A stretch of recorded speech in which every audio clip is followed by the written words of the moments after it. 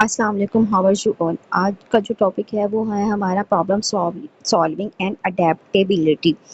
Previous lecture में हम लोगों ने डिजिटल एंटरप्रेन्योरशिप के इंट्रोडक्शन के बारे में डिस्कस किया था और इसके अलावा बेसिक और एडवांस जो है एंटरप्रेन्योरशिप जो है उसका कंपैरिजन जो है वो हम लोगों ने उसके बारे में पढ़ा था। आज जो हम लोग टॉपिक पढ़ेंगे वो है प्रॉब्लम सॉल्विंग। प्रॉब्लम हमारे पास जो होती है वो हमारे पास रियल चैलेंजेस होते हैं जो कि किसी बिजनेस में अपेयर होते हैं। In a business world, challenges can be appear at any time. Challenges real life में भी बिजनेस में भी जो है वो किसी भी टाइम अपेयर हो सकते हैं। हम लोग प्रेडिक्ट नहीं कर सकते कि हमें ये चैलेंज किस टाइम पर आएगा। सेकंड जो है हमारे पास दीज में include losing customers, facing competitors और चेंजेस इन टेक्नोलॉजी। तीन वे से हमें चैलेंजेस इन अ बिजनेस जो है वो फेस करने पड़ते हैं। We can lose our customer, facing new competitors or changing in technology. Then successful entrepreneurs do not give up when faced with difficulties. Successful person वही होता है जो कि गिव अप नहीं करता है बल्कि उन जो है डिफ़िकल्टीज को जो है वो फेस करता है। Instead, they use clear method to understand the problem, find its main cause, and take effective steps to solve it. आप जो है वो क्लियर मेथड यूज करते हैं to understand a problem, then find its main cause and take effective steps. जब तक आप किसी भी प्रॉब्लम को अंडरस्टैंड नहीं करते हैं तब तक आप इसके रूट कॉज तक नहीं पहुंच सकते। जब आप इसके रूट कॉज को सॉल्व कर लेते हैं तब ही जो है एक प्रॉब्लम जो है वो आप अच्छे तरीके से सॉल्व कर सकते हैं। आप इसके ऊपर हेडिंग बना सकते हैं how to solve a problem, और एग्जाम्स में ये आप लोगों से क्वेश्चन जो है एज एन इंडिविजुअल जो है शॉर्ट क्वेश्चन भी पूछा जा सकता है। In the last two lines there is a definition of problem solving and adaptability.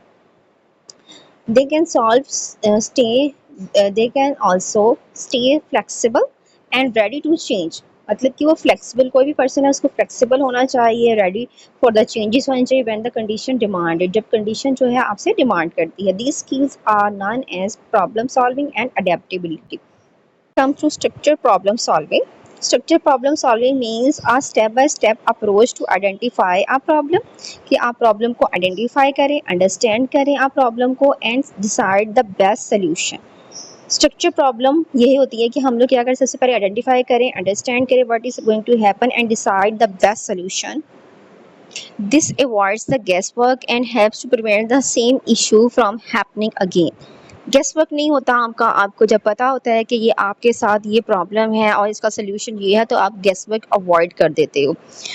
जब आप गेस वर्क की बेस पर कोई भी प्रॉब्लम आइडेंटिफाई करोगे मे बी आप जो है उसकी रूट कॉज तक ना पहुंच सको। This concept has already been explain in the class 9 text book.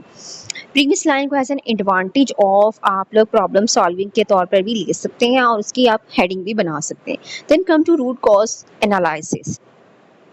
Every problem has a main reason behind it. हर प्रॉब्लम का जो है वो रीज़न होता है, कॉल्ड द रूट कॉज, जो कि रूट कॉज कहलाता है।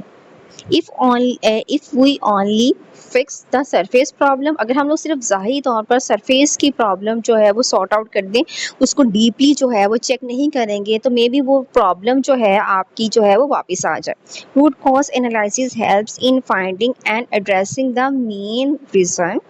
आप जो है मेन रीज़न जो है उससे डील करते हैं so the solution is long lasting, ताकि सोल्यूशन जो भी आप अप्लाई करो वो लॉन्ग लास्टिंग हो। इसका क्वेश्चन आप लोग सेपरेटली ये भी बना सकते हैं, when did solution long lasting, solution कब long lasting. Example part, if an online shop receives many complaints, the owner should investigate whether the cause is late delivery, unclear product description or poor packaging. Once the root cause is found, it can be corrected। कि अगर आप लोगों को जो है complaint receive हो रही हैं तो वो आप जो है बहुत ज़्यादा कंप्लेंट रिसीव हो रही हैं तब आप जो है उनको देखें, चेकआउट करें कि आपकी पैकेजिंग पुअर है या आपकी कस्टमर को एंड कस्टमर को लेट डिलीवरी हो रही है या अनक्लियर प्रोडक्ट डिस्क्रिप्शन है, यानी कि डिस्क्रिप्शन में कुछ और लिखा हुआ है प्रोडक्ट की डिटेल्स में और आप लोग डिलीवर कुछ और कर रहे हैं, तो ये भी आपका जो है वो डाउन होने का कॉज बन सकता है। Then come to SWOT analysis. SWOT is a simple tool that stands for strength, weakness, opportunities and threats.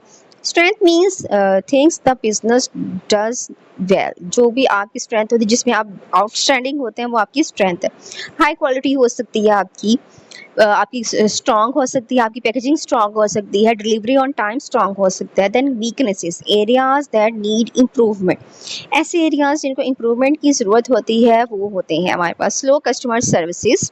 आपकी कस्टमर सर्विसेज स्लो हो, आपकी पैकेजिंग अच्छी ना हो, आपकी डिस्क्रिप्शन अच्छी ना हो, तो ये आपकी वीकनेसेस में काउंट होंगी। अपॉर्चुनिटीज, चेंजेस टू ग्रो और इम्प्रूव।